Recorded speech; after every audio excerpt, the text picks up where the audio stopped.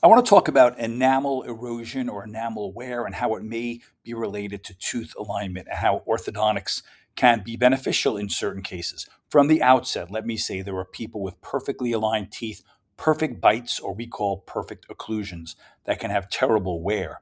In those cases, there may not be any orthodontic solution for that other than wearing some sort of night guard to mitigate future wear. But in this particular case, the patient's bite was very solid on both sides. The alignment or the misalignment of the teeth was of no concern to the patient.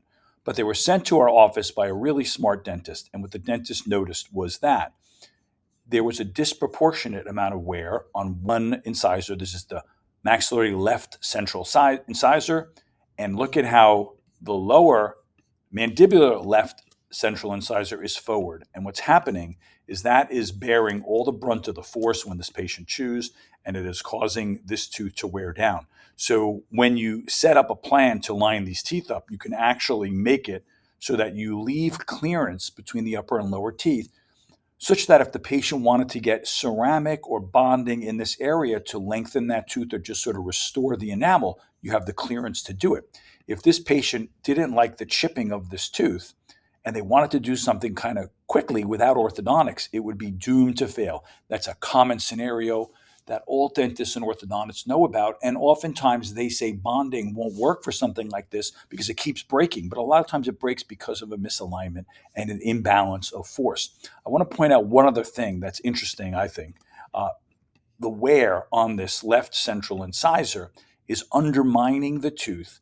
And what will happen is the wear will happen on the lingual surface where the patient may not notice it, but this is undermining and weakening this. And this is why sometimes patients will notice as they get older that they'll sort of chip a tooth.